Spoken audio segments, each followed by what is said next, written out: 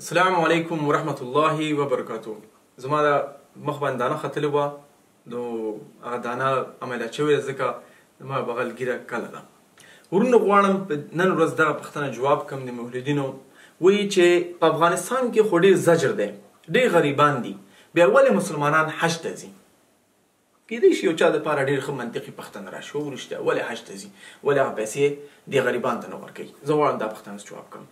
اول دا چې دا پوښتنه زه غواړم چې منطقي جواب کړم، اسلام ته بیا وروسته راشم. یو سړی چې حج ته ځي دغه 15 لکه افغانۍ ټول سعودي ته نه ورکوي، دا یو احمقیت دی څوک چې فکر کوي. دغه ډېر کم مقدار سعودي مصرف دی، نور مصرف په داخل د افغانستان کیږي. ستا د ملک حج اوقاف اخلي او د افغانستان ملي بودیجه سپورټ کیږي، هلته چې کوم کارمندان دي د هغوی ماشومان سپورټ کیږي او ته رزق رسیږي د دې وجې نه. دلته لباس والا ټوټه خرڅوي چې دلته ټوټه اخلي او هم د لباس والا کار کیږي. څنګه ورسره ټیکټ چې اخلي، دا ټول یو اقتصادي سیستم دی. چا چې مې اقتصاد لوستی په دې پوه شي چې حج ته تقریبا 2 میلیون کسان د ټول دنیا نه ځي هر کالي. څومره فایدهناک دی مسلمانانو ته، د اسلام اقتصاد ته څونه مهم دی، غریبانو ته څونه مهم دی. په سعودي کې چې کار کوي، څونه چې مکه کې خلک کار کوي، په حرم شریف کار کوي، ټول مسلمانان دي او ټول د غریب ملکونو نه راغلي دي.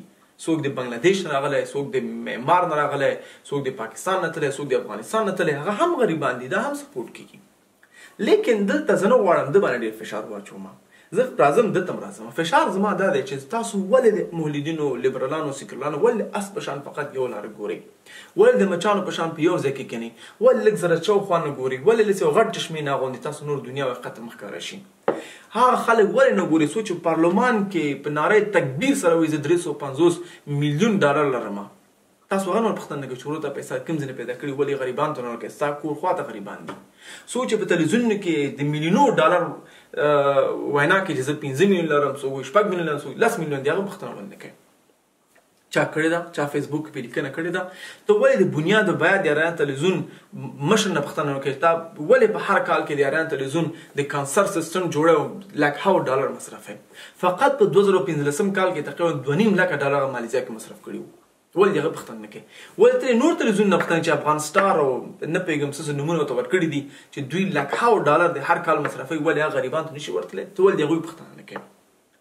دا کوم اسراف چې روان دی، کوم چې ځي او اخوا دېخوا چکرونو ته دا خلک ځي، د هغه پوښتنه ولې نه کوي؟ هغه پیسې د ملت پیسې دي، هغه پیسې ستا او زما دي، لیکن د هغه پوښتنه نه کوي. د چا پوښتنه کوي؟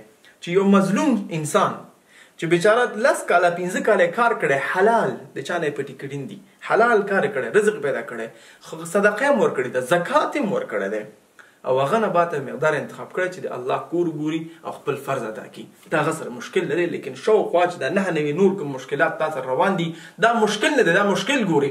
او مشکل دا نور چې کوم مشکلات روان دي هغه ته آواز نه اوچتئ. ولې؟ الله سبحانه وتعالی وایي دوی کاڼه وړاندې نه دي، دوی زړونه یې مړه دي. اصل کې دلته مشکل زړه کې دی، تسکین په زړه کې تاسو نه لرئ. که حقیقت وګورئ نو بیا هر حقیقت پسې ورشه. ولې یو مظلوم مسلمان پسې ورغلی چې هغه حج ته تللی دی، خپل ادا اجرا کړې ده او خپل فرض اجرا کړی دی، هغه پسې تا راغستې ده؟ زه حیران په دې یم چې ولې. د دې پوښتنې جواب به څوک ورکړي چې کله دا پوښتنه دوی ته وکړي، دوی غلي وي.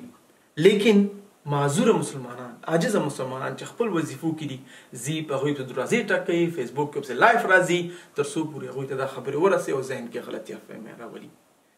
زه حیران په دې یم چې کله به دوی دا مولدین لږ زره غټ عکس وګوري، لږ زره به علم پیدا کړي، که هغه اقتصادي دی، که سیاسي دی، که اسلامي دی، تر څو پورې په دنیا په حقیقت باندې پوه شي.